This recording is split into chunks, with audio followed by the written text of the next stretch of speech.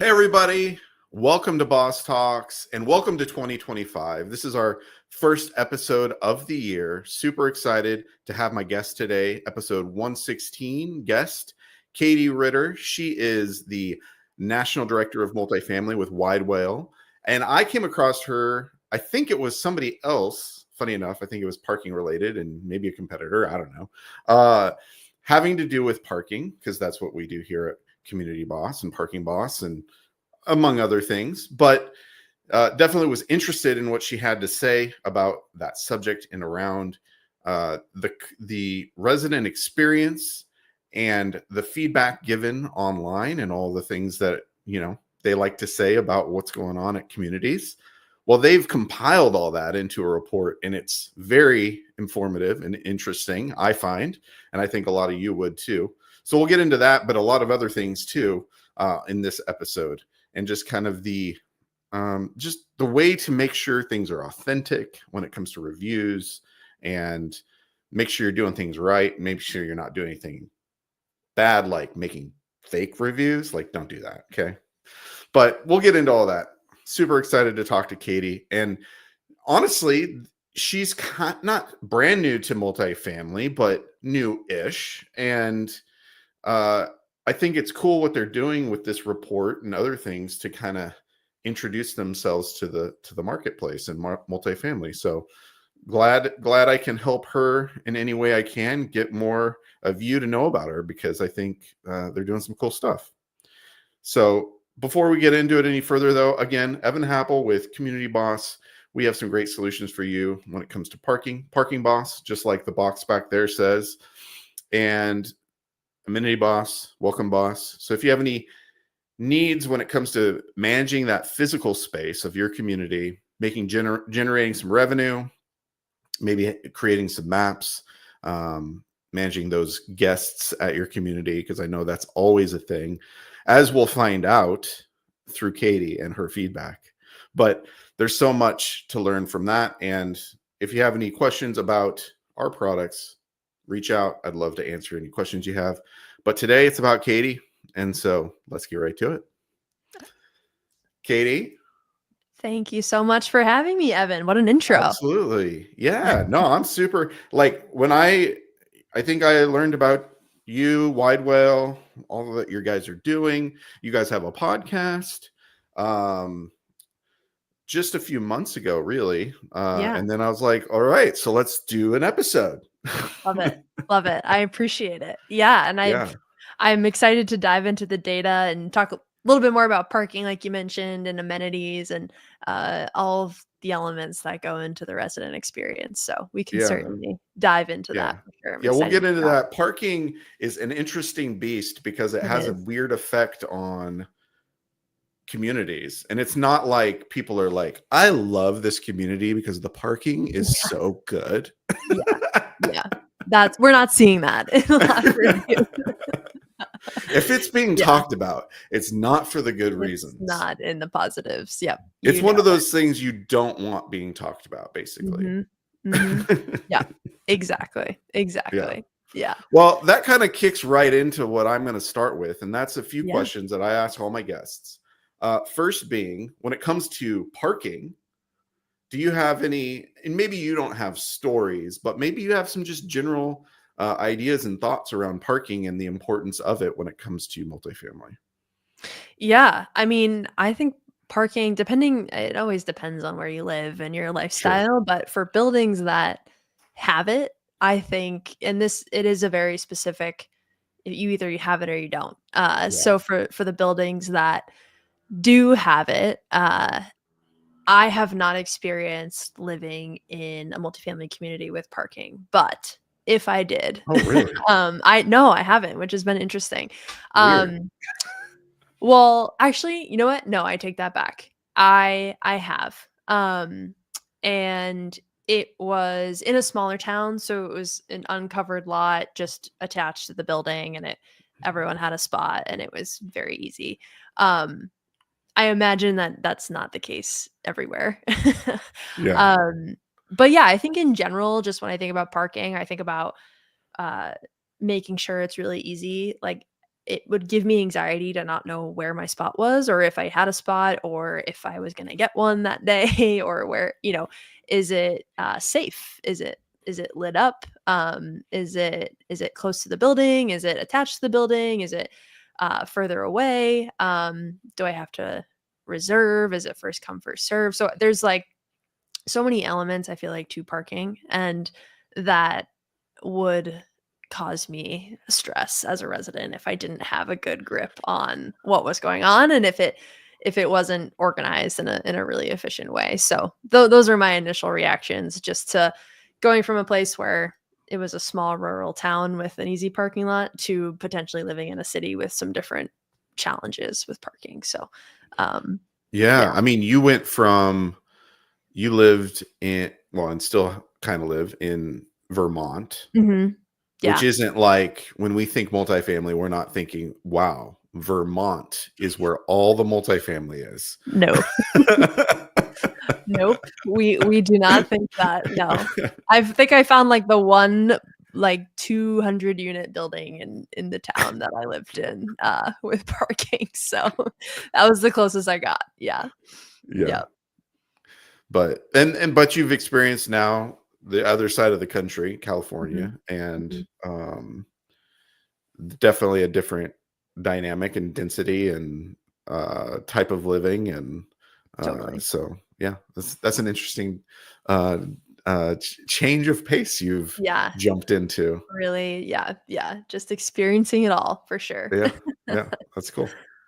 All right, well, next question: when it comes to music and getting picking some music, like, what's your go-to jam or type of music when it comes to getting going, getting your day started, Mhm. getting amped up? Like, what do you go to?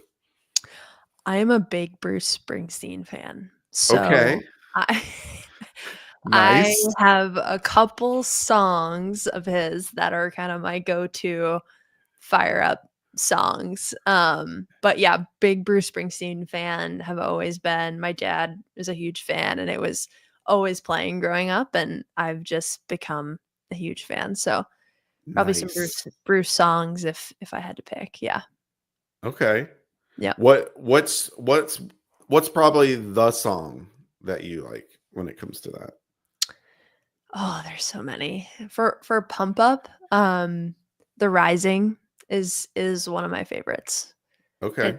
It's not a it's not like Born in the USA, Born to Run. The Rising would probably be my my favorite. Okay. Got it. Yeah. Nice. Are you building a playlist? Do you have a playlist of I what should. everyone says? I The Boss should. Talks That would playlist? be good. Yeah, I could say, here's the Boss Talks list as each that's a good idea. I'm gonna have to jot Right. that down and make a Spotify list or something. Yeah, exactly. Perfect.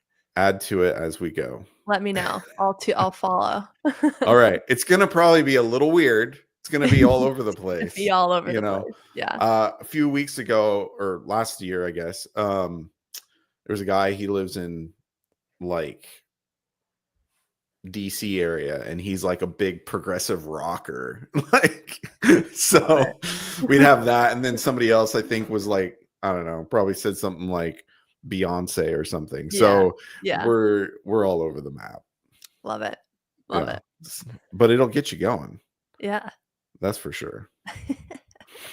All right, and then last question: when it comes to your caffeinated beverage of choice, Mm.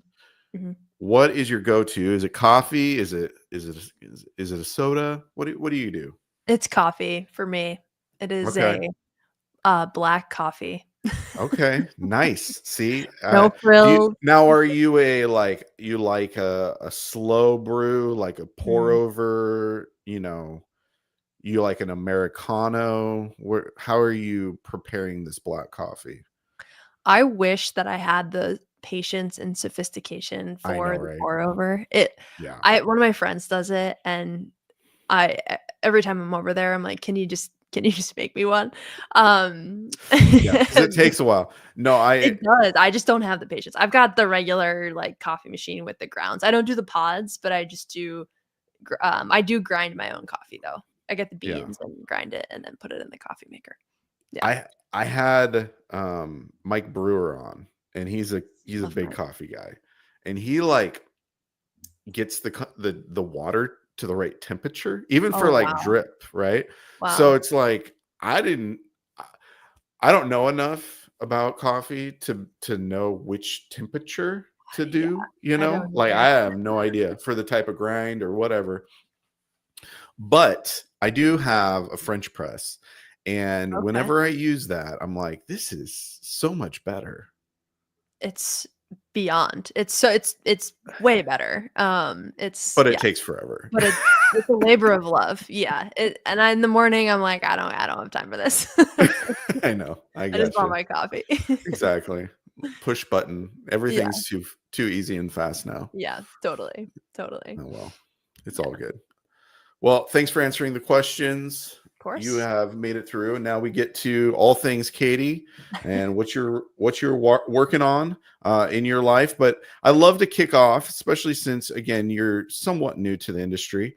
Yeah. Just kind of your background, what got you into this, but also where were you before this? Because I know, especially at your company, you guys don't just focus on multifamily. You have some other initiatives as well. Mhm. You are over multifamily though. Mhm. And how did you guys make your way into that? And what were you doing first? Yeah, so I actually started my career in real estate. I was a leasing broker in downtown Okay. Boston. So worked with both tenants and landlords, but it was commercial space. So I was renting out office space. I did that for 2 years, and my dad was a football coach his whole career, collegiate football coach, and so I grew up playing sports. I played in college. I always had the coaching itch, and so there was an opportunity to go back to my alma mater at Middlebury College in Vermont and coach lacrosse, which is where I played. And so I took that opportunity, and I got my master's online, continuing education, and loved it. It was a great couple years. And then I was like, okay, I think I want to go back into the business world, and kind of explore different options there. And I wanted to stay in Vermont at the time, and my friend had just started working at this startup called Widewail. There's about 15 people working there, and I called him and I was like, "Hey, I'm a coach. I have some work experience, but like, are you guys hiring?" And he was like, "Yeah, let me put you in touch with Matt, our CEO, and you guys can have a conversation." And I chatted with Matt, and they needed a BDR on their team. So I was like, yeah, I'm in. So let's start cold calling. Um, so I joined as a BDR, and at the time, and the company, Matt, our founder, is his whole career has been spent in automotive digital marketing. So our core vertical, we were selling reputation management to dealerships. Mm, And my job with actually my friend who was the AE, we were paired up to basically call every other business under the sun and see if there were opportunities to service other verticals. Um, okay. so I started at Widewail outside of automotive, just seeing what else was there. We got introduced to our Matt got introduced to BH, and that was our lead into multifamily. And so that was they were looking for a solution, and we got connected to them, and that was our first client. So then Matt was like, "All right, Katie, like, do you want to go see if this if this is gonna work?" And so that was my intro into multifamily. And since then, we've grown.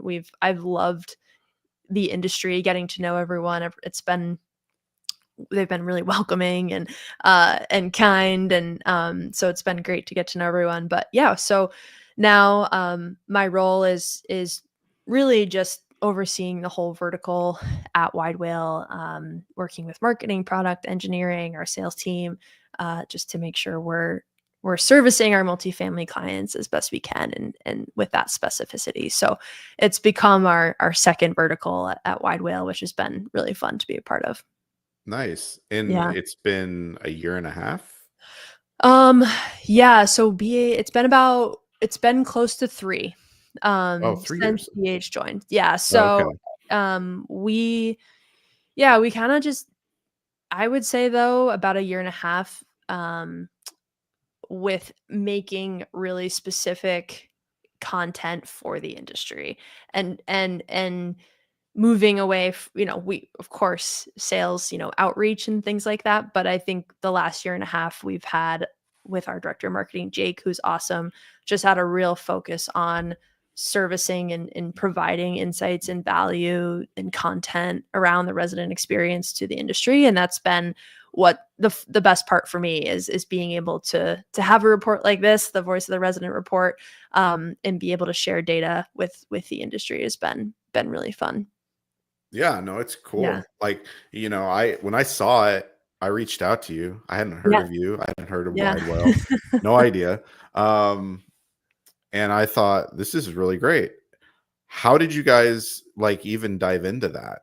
Had you done that for automotive, so you already knew how to do it? Or Yeah. Yes. So we started with doing it in automotive, and our it started a couple years ago actually. We worked with like a research assistant saying, hey, can you analyze these 10,000 reviews? I think we can get some insight into what customers are saying about their experience, and to sure. really answer the simple question of what drives a positive experience for your customers. Mm, And so that's how that started, and the insights that we got back, we were like, "Oh, this is super cool." And then we launched it in automotive and analyzed about 16,000 new car dealerships across the United States. It was over 4 million reviews, wow. and was able to see what came up in those reviews based on topics. And so we use natural language processing, language learning models to understand context around sentences. It doesn't have to say parking to you can reference parking in a different way. So we were able to see how often those topics come up in a positive review or a negative review. So we did it in automotive, and then we did it in multifamily, and ended up with a data set of about 20,000 communities comprised of the top 150 largest PMCs.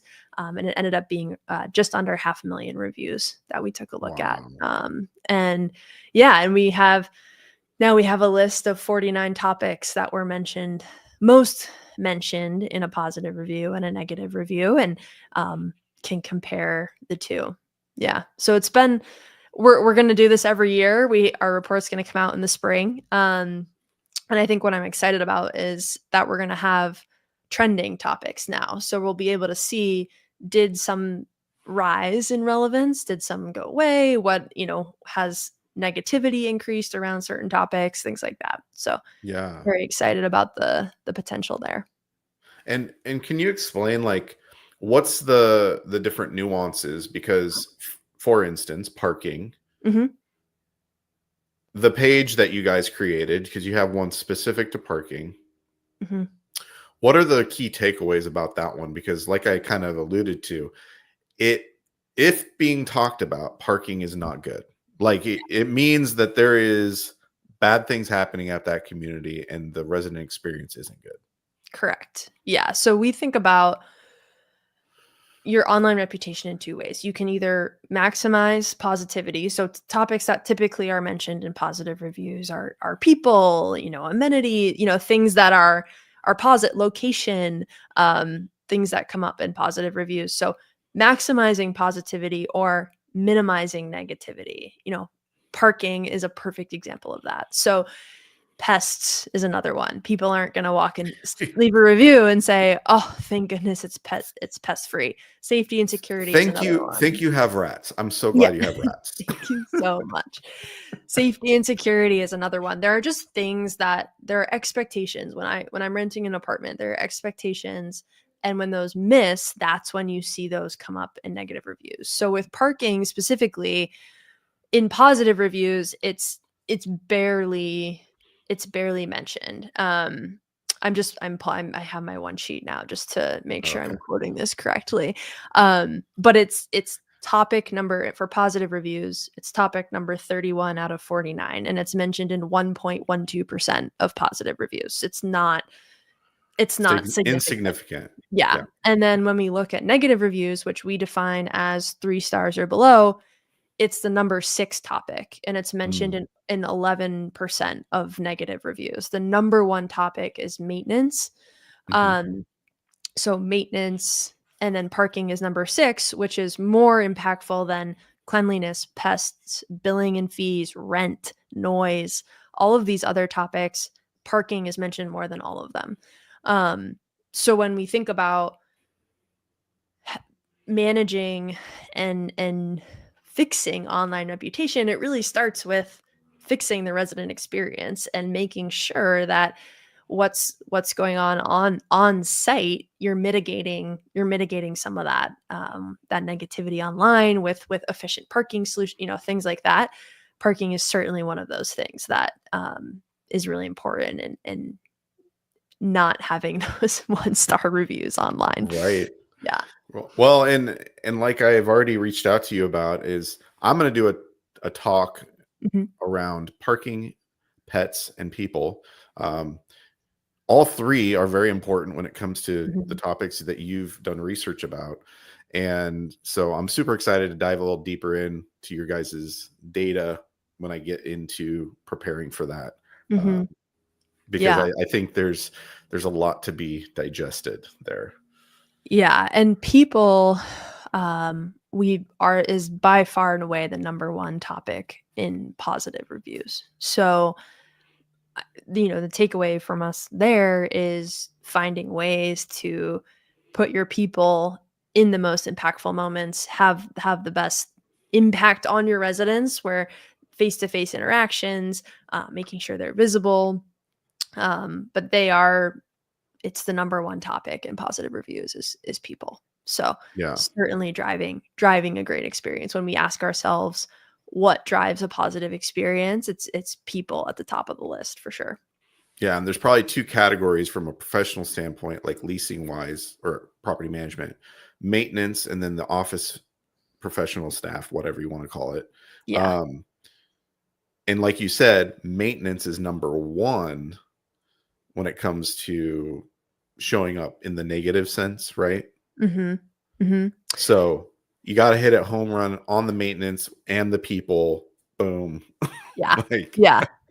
It's so interesting. It's an interesting phenomenon that we see is maintenance and management. So maintenance and management are the top 2 negative topics in reviews.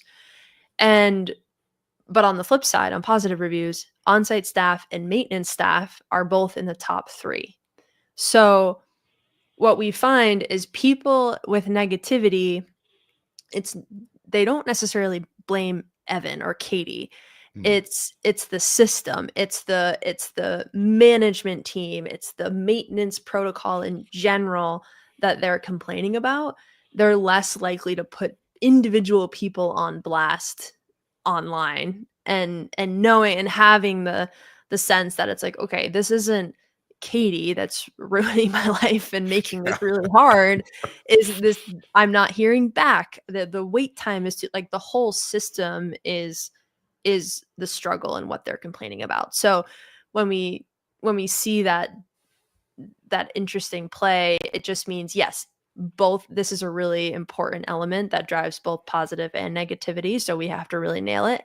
And then we find that the individual people are what people are more likely to talk about in positives, and then the whole system is what people are talking about in negatives. Yeah. so they're giving a shout out to a specific person when they're like, they really did a great job. Yeah. Yeah. Yeah, Yeah. I think that Exactly. makes sense Yeah, the because, yeah, differentiator. Yeah. yeah. I mean, and honestly, when a community is, when somebody is like that upset, it's probably not one person that's making them, I hate this place, I'm moving. Yeah. It's probably the whole thing is just like collapsed on them and they're like, Mhm. I'm done here. Yeah. Yeah. Totally. Um, yeah. So it's interesting to look at and understand, what what's important. So Yeah. So how have you gone about measuring this really? Like, it seems you talked about like machine learning and I stuff. know, Like, I this know. seems very, very complicated. Yeah. That's what the question that we've been answering is, okay, it's really hard to measure parking from a resident satisfaction. You can send a survey, you can send, okay, here's our general satisfaction rating with parking. Um, I think what we've come up with is we measure it as a percentage. So, parking comes up in 11% of all negative reviews. The number one, and these are negative reviews that have content and enough content to show, hey, this was talking about parking. Um, so now we have, okay, 11%. Now we have a baseline of the general parking sentiment around the industry is in 11% of negative reviews. This comes up.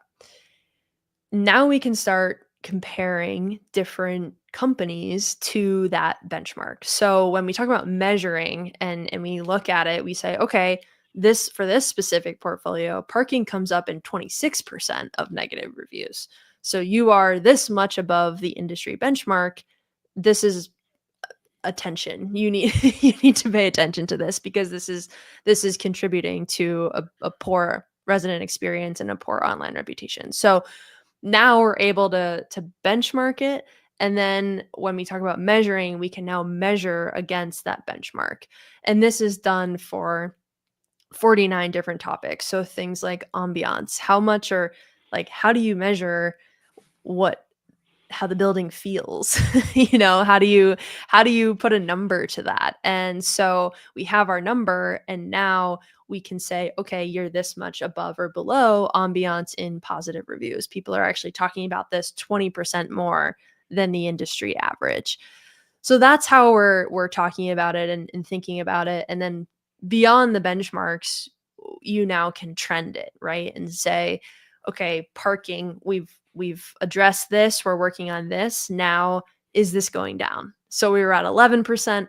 Now are we at 8 next quarter? Are we moving in the right direction to minimize that negativity? Yeah. So it's both trending and then benchmarking to be able to say, is this even good? Like, are we moving in the right direction? Are we making the right decisions? Are our processes and protocol working? Yeah. And you said 25,000 communities have been analyzed. Yeah, about 20. Yeah, 20,000 communities. And Yep. how many do we have in the United States? Like a few 100,000, Yeah, like I that's safe. Yeah, I actually don't know the 200. answer to that. I think it's like, I don't know. I don't either. But when I use ALN, things like that to Mhm. Yeah. do research myself. And I've seen when I look at what's on their database, I want to say if I remember correctly, it's like 200,000, three hundred Mhm. thousand Mhm. in there, something like Yep. that. Yep. Um, so so obviously you're not doing all of it. Right. So how are you making decisions on what markets or what communities and that kind of thing? Yeah. So we took the NMHC top 50 and then 100 Okay. more of the largest groups. So we kind of made our own database basically Okay. of just the largest PMCs and operators and combined all that data together. Uh, so yeah, and our data science team's awesome. They've explained. I'm like, well, more, let's get more. And they're like, well, at Yeah. a certain point, we don't need 200,000 communities because the trends are going to stay the same at a certain Mm, volume of data. From a sales perspective, it sounds lovely to say we've sure. analyzed Everybody. 200,000 communities. Yeah, like that sounds great. But you actually don't need that many to get the percentages and trends because an additional 200,000, it's going to be the same at some point. You're getting Yeah, I you're get the you're trends hitting part, that. but what about Yeah. people that want to look up their community? Is that something you guys have in the works or thinking about? Yeah. Yes, we are. Okay. We have aggregate data and scorecards for the people, the top 50, that we've shared with them individually. We didn't publish those. Mm. But yeah, so we're working on potentially ways to be able to pinpoint specific communities and here's what's going on and things like that. Certainly if you're a Widewail client, you can see all of that, but yeah, for non-Widewail, we're still trying to figure out, the best way to kind of share that information in a way that doesn't totally, you know, put out a lot of confidential information about their communities. So we're I working mean, on but is that. it confidential? I know. This is the debate This is is public it's out information. It's there. out there. How we're analyzing it and disseminating it is a little bit more in a high volume is I don't know. So we're working Well, on it could that. be a We're figuring it login out. thing where Yeah. there's a wall and maybe you only have access to your community or Yeah. whatever, Yeah. you Yeah. know? No, it's a So, good idea for sure. and then it's just comparing you to like communities or your Mhm. market or whatever. I don't know. Yeah. However you Yeah. decide to slice and dice it, but Yeah. The competitive analysis is certainly interesting and, I like data. yeah. So, I know, I know. We've had this conversation, and I think what I think is fun too is it's more than like, what we're trying to do is say, "Hey, this is more than just you have you got 5-star reviews last month." This is like, yeah. what are but yeah, great, but, like, what is going well, and what are people saying about your community, and how can you get to the root of fixing the resident experience or making it better or emphasizing what you're good at? So, Yeah. there's a lot of Right. different use cases there. No, absolutely. Yeah. I mean, otherwise you're just like combing through like reading them and then anecdotally you're like, Mhm. okay, at my community, blah, blah, blah. But you don't know what that benchmarks against others. Like, how bad Mhm. is that compared to everybody Yeah. else? First of all, Yeah. Yeah. what should we be focusing on? Yeah. Like I mean, I think your report, Voice of the Resident, is good because it kind of highlights these are what are important on a large scale. Like if you're Mhm. knocking these out of the park, you're doing pretty good, Mhm. probably, you know? Yeah. Yeah. Totally. And every community is different. Everyone has their own strengths, but in general, hey, here are the kind of the fundamentals that you should focus on and what people are talking about. Yeah. Yeah. Yeah. But like I said to you on the private call, if you created the thing that Your allowed database. vendors to know what's going on poorly at communities, I mean, vendors would be like gold. I know. like, like, then you know who to talk to. It's like they Mhm. have parking problems. Yeah. Perfect. I have a Yeah. parking solution. like, Yep. We're connecting the dots for sure. yeah, Yeah. yeah. They have a pest problem. Okay, that Yeah. pest person is going to go, like I don't know. Like it Yeah. seems Yeah. seems pretty good. Yeah. Well, I think Google is getting close to with generative search and summaries. I Uh-huh. do feel like in using reviews and I feel like we're getting a little bit closer to that of like that those results actually just being there is like, hey, too long, don't read. Here's the general summary of what people are talking about. Mm. I don't know. I have no idea. This Well, is just but a would it guess. tell you like a list of communities that have problems with that specific topic? No, I think it Yeah. would just be like if you're searching in an area for an apartment and you're curious as a Right, renter, right, right. or if yeah. So I don't know. I think probably not what you're talking about. But I'm curious like the future of that of Oh how yeah. it's organizing review data Well, and and and summarizing I've it. just used I don't use like Chat GPT and all that often, but when Yeah. I do play around with it, it is interesting what it spits out Mhm. because it'll give you like you can ask a question. I've even asked what's the best parking solution and it Yeah. spits out like a list of things and then I'll say, "Well, why didn't you say these ones?" And they're like, "Oh, Oh, yeah, sure. We can It does too. Which Yeah. is kind of one of the flaws about it too, right? Like, because it's Mhm. just spitting out what it knows. Yeah. Yeah. Totally. Totally. But That's funny. oh, well, then I'll start saying that one. Oh, well, thank you. I'll add that Thank to you for my letting me know knowledge. about that. Yeah. Yeah. That's You can awesome. manipulate it apparently. I don't Yeah. know. Yeah. Doesn't have a brain. Well, that's fun. But so I think the next thing that you had mentioned though around reviews is the authenticity aspect of it. Mhm. Mhm. And I mean, there's laws around it. There's things that you really got to be careful about. So maybe educate people about that particular aspect because I actually recently Yeah. heard a little bit more about this. Yeah, it's really important, and we've at Widewail, we've always been really open and transparent about not review gating, not picking certain people to ask for a review. We've always been, we're asking everyone, we're going to automate it with your property management system. Um, and if you're delivering a great experience, then this shouldn't matter. Mm. And we actually find that the more people you ask, the more accurate picture you're going to get anyway. So that's always been our stance. And recently, you're seeing more FTC rulings come out about fake reviews, Mm. disclosing any incentives. We definitely advise to stay away from any incentives around leaving a review, uh, especially the type of review. There's fines upwards of $50,000 for fake reviews, and Wow.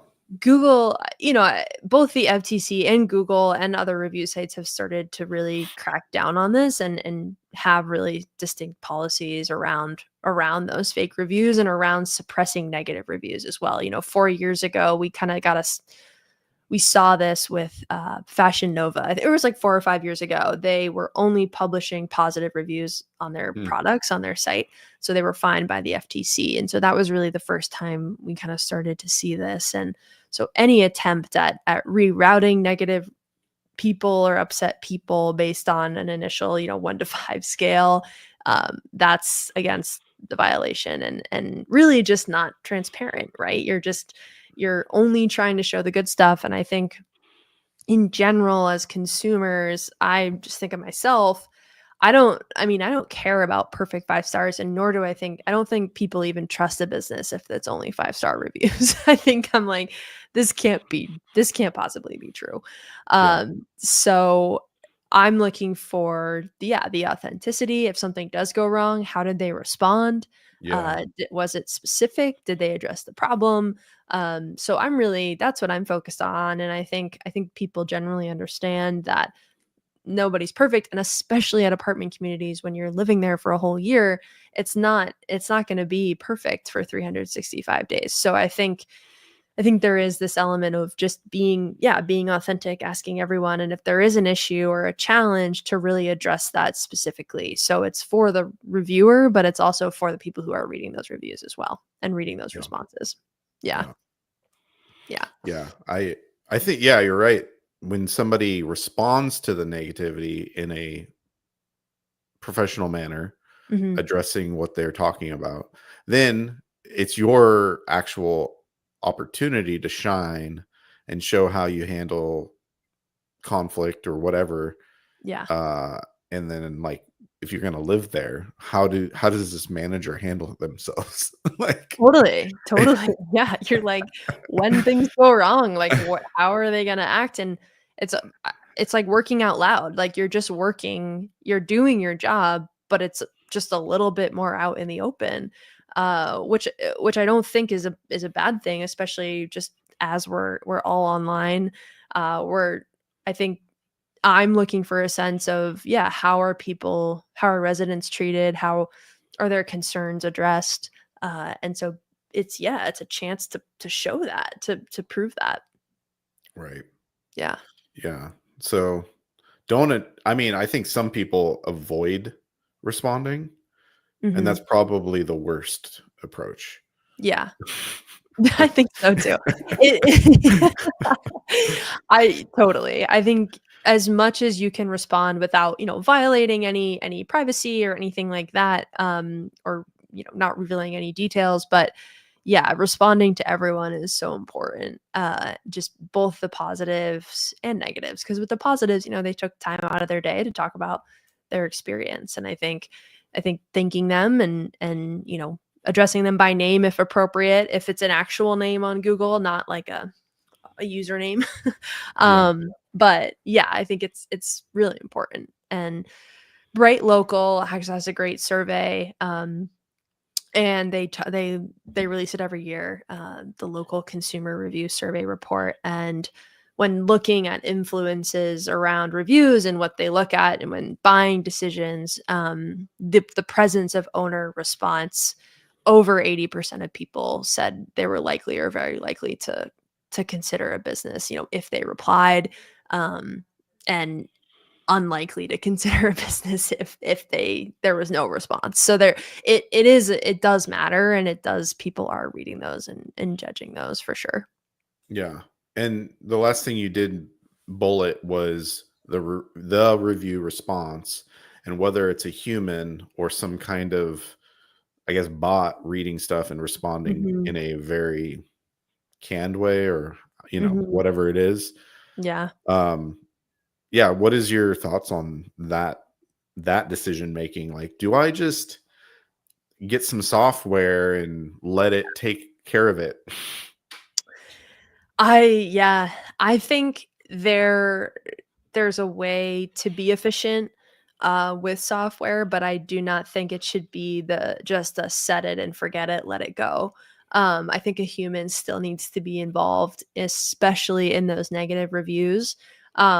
Because if I'm reading, the thing that a bot doesn't have is context, all of the other reviews and how you've responded. So Hmm. if I'm community manager, or however you want to set up your response flow, we have clients, we use real people to respond, so that's part of our flow. But um it's it can be set up at corporate for them to approve, the community managers, things like that. But if I'm a community manager responding to reviews, I want to make sure it's not the same exact response as I'm going down, because it's like, okay, well, they're not really paying attention. They're just responding to respond.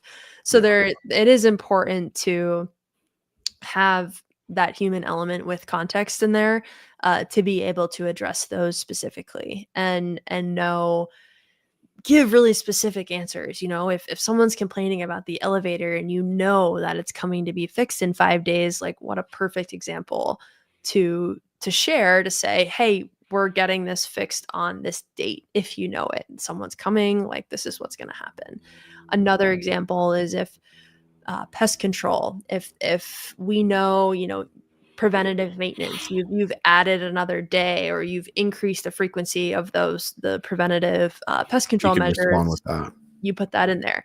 So it's things like that just, the knowledge is on site, and I think it's really important to include that in those responses, and humans can do that. Yeah. Right. Right. That makes sense. Yeah. Okay. So you guys have created this report. Obviously, there's a reason for that. What is the actual work you guys do besides some research? Yep. Good question. Um, so we do it's really three-pronged. So we help people make it really easy to ask for reviews. So integrating with the PMS, you already shot a real page, and after tour, move-in, renewal, work order complete, it's a customizable automated text that follows up with Evan saying, "Hey, would you mind leaving us feedback? Thanks so much for your recent work order. Hope everything went well."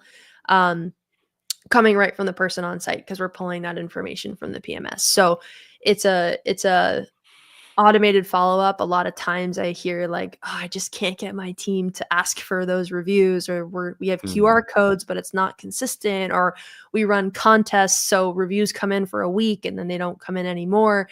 This is just to have a consistent strategy that eliminates just the human error and really gives it the opportunity for every community to shine online. mm. just because a community manager is a little bit more bashful about asking for a review doesn't mean that they're delivering a less great experience than someone who might be better at asking for those reviews. So really it's to eliminate that and create a more accurate picture. And then we help respond. So we have a team of real people who help with managing those interactions. And then the last part is what we take seriously of giving that data back in a really actionable way. So what you see on the report is a big part of our reporting internally for our clients. There's a little bit more information for them, and being able to take all of the content and give it back and say, hey, here's what's bringing you down. Here's where to focus. Here's what's driving a great or not so great resident experience. So delivering all of that data back in a really actionable way. So it's those three-pronged approach. Yeah. Nice. This is all making me think of our current customers, and it's like, it'd make a lot of sense to like have a starting point with them, Mm-hmm. like see your data about them, Mm-hmm. and then in a year's time of using us, for instance, see whether there's improvement. Mm-hmm. You know what I Mm-hmm. mean? Like Mm-hmm. that also seems very valid. Like Mm-hmm. just as a, helping our use case, I guess, and like whether or not, because everybody's always coming to decision making around their budgets and stuff. It's like, well, should we keep this? Is this doing anything? Like, Yeah. Yeah. Yeah. yeah, Totally. yeah. Totally. So, Yeah, yeah, we talk about it too, and where, looking at your data from last year, where to invest that first dollar. What's the biggest driver of a, and it's a customer led decision making process where you're looking at what they're saying and then making those decisions. And now we can measure the impact from a resident experience perspective. Yes, of course, it's dollars and cents. Are we saving money? Are people renewing? Things like that. But we have the ability to kind of track that from a actual, is this impacting the resident experience? yeah, Yeah. yeah. Very interesting. That's cool. And so, what are you guys? What's your goals in this coming 2025? We're at the very beginning. We What are you are. guys? What are you guys looking to do in multifamily this year? Yeah, I think we're expanding our presence in terms of just in-person events, getting out to a couple more this year. We also are hyper focused on making the second report, so version 2 of the Voice of Resident report, where I think the report last year is our first report, a lot of data. I think where we're working on and the feedback we got is translating that data just a little bit further into just real life problems For and how people they're that are like, I'm sure this is really important, yeah. but what does Yep. it mean? Yep, exactly. So that's that, yeah. So we're using AI a bit more to summarize and what are the key points in communication that are driving negativity in what areas and things like that. So I think we're driving towards all of that, and just excited to show the trends really in that second report of like, hey, okay, last year we saw this year we saw this, here's what this means. So focused on presenting that in a digestible way, and then our presence in person and continuing to service our clients and grow. So it's been great, looking forward to a great year for sure. Yeah, and then the last thing to add to the end there is a really cool tool for supplier partners to use. Yeah. Evan's I'm just gonna keep. I'm just You're gonna just gonna keep keep pitching. I'm gonna hear from you once a saying. week, being like, "And by the way, how's So that how's our going? tool coming along? How's Like, that initiative?"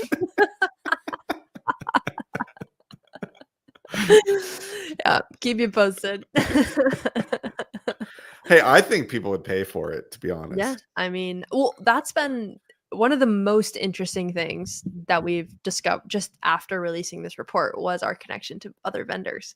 For them, like yourself, to just be like, "Oh, wait, we can measure parking now." And that was not something that we anticipated, and it's Oh been gosh. great to You be able don't to know connect how and valuable that would be. yeah. Yeah.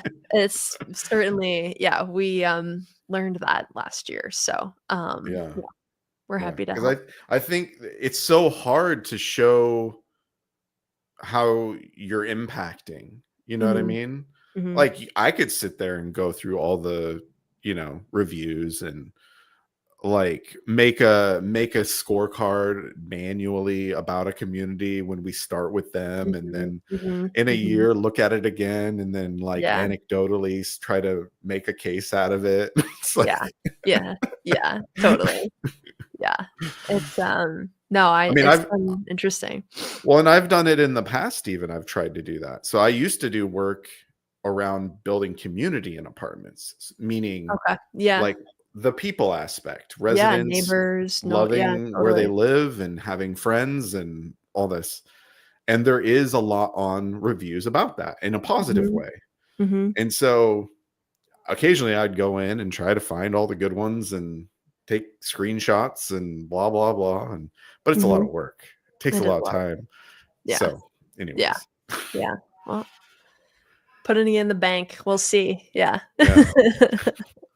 Because I did see that as one of the aspects of your guys' report. You even called out that kind of stuff, community type, Yeah, sense of totally. community and Yeah. yeah. Neighbors, noise, like, and it's interesting what in the report more in depth is we have our general data set of positive reviews and negative reviews, and then using again these models is we can tell if a review is about a tour, a renewal, a move in, or a move out, and so or a maintenance, work order, and so we can then take each of those categories and say, okay, well, what topics come up more in each of these categories?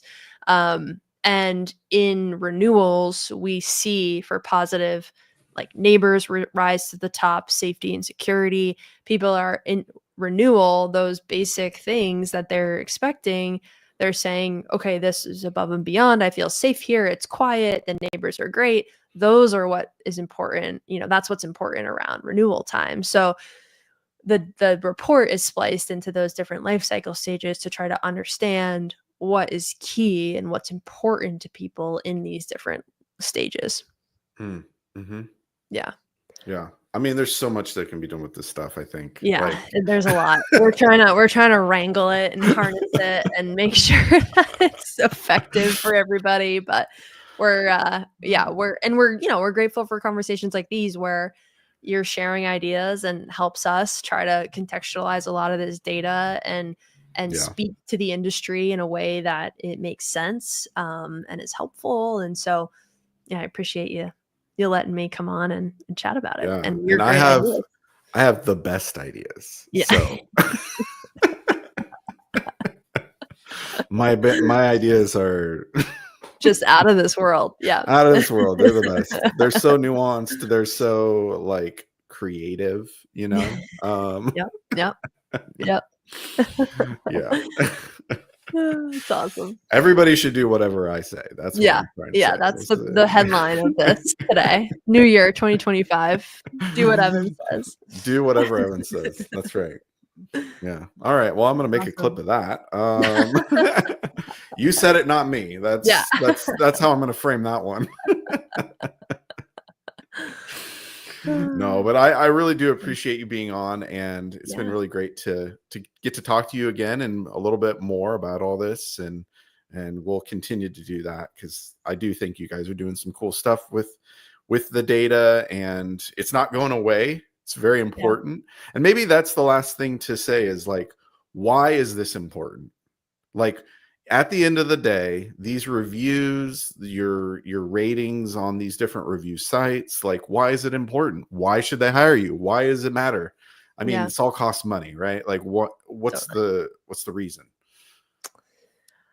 In my mind, this is a trust, and I know that word gets thrown around so much, but there's actually and I'll recommend a TED Talk. Rachel Botsman, she's a trust fellow at Oxford. Think that's a job, and she, yeah, super smart, and which I had never heard of, and she talks about the evolution of trust, how we've stopped trusting brands and corporations and started trusting strangers. And you think about an Uber, you're not going to get into a car with a stranger because Uber says this is safe. It's because the 200 people who have reviewed that driver. Mm. Airbnb, you're going to like you go stay at someone's house, and if Airbnb says, "Yeah, trust this person," it's people have stayed there before. So I think the reason the FTC, Google, we're in this crisis of trust where I don't necessarily trust a brand anymore. I'm looking for social proof. We're more connected to each other than ever. Mm. And if we don't have that, we don't have much. So I think preserving this social proof is so important, especially to the FTC, for consumers, because if that's the last straw and that goes away, there's not a lot of trust left, and I don't know what's after that. So I think just from a social proof and trust standpoint, that's so important, and your current residents are your biggest advocates, um, to convincing people that this is the place to live. Yeah. So if that's not in line, and oftentimes, especially in multifamily, people who are negative are going to dominate those channels if there isn't a really strong feedback engine and thing in place to help mitigate some of that. So it's so important for a lot of different Yeah. reasons, but those are a couple. Yeah. Yeah. I mean, trust that this is a house. This is where someone Yeah. This lives. is a big purchase or, Like, change. Yeah. so often, I mean, it's crazy that people move as much as they do. Mhm. Um, but like, to me, if you knock everything out of the park, why would they move? Yeah. You know, like, if Mhm. first you have good reviews and they're like, okay, this seems like a good place, and then you back it up by actually executing the same with them as you did for Mhm. the people that reviewed you, right? So Mhm. like, Mhm. um but being able to like gauge how you're doing is really Yeah. important, I think. Yeah, and that's, like, part 2 of all of this is, like, am I doing well? Are we getting better? And I think why we wanna measure public reviews is that's because, like, that is what people that perception is reality. So it doesn't Mhm. matter internally, your survey might say that you're a 4.5 with maintenance work orders, but everyone online is saying that it's slow, it's not like so your reality online is different. And so the last thing I'll mention is we are going to be launching a product, private surveys, where we are going to blend a lot of this data into one, to make sure that it's accurate, you're making the right decisions, and that the public and private information is all connected. So more to come on that, but I think the why we started with the public is because that's what people see. That's how people make decisions. And that's what they're using. So, Nice. yeah. Well, great. Well, thank you so much Cool. again for being here, Katie. Yeah, thank you. Appreciate it. Yeah. Yeah. And also plug your you guys have a podcast. What's it We called? do. Where can It's we get called it? feedback fatigue. We talk to operators and folks in the industry on how they're using this feedback and making it actionable. And we're launching season 2 in a couple months. So stay tuned Nice. for some more information there. Yeah. Yeah, and it's great. You've had actually some people I know on there, that I've had as guests even. So, Awesome. Yeah. um, yeah, Perfect. I've listened to a few of them, and you guys are doing a good job. So Thank you. keep it up. Appreciate that. Yeah, Thank you. yeah.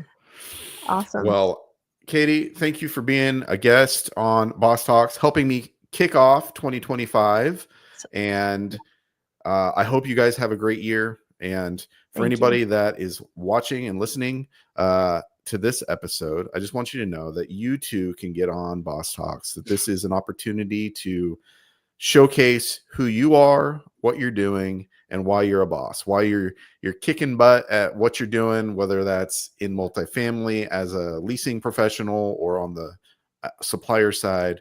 I'd love to meet you, share your story, and tell others about what you're doing. So reach out and we'll make it happen. But it's been Boss Talks. I'll see you next week for another great episode and hope to see you then. Bye, everybody.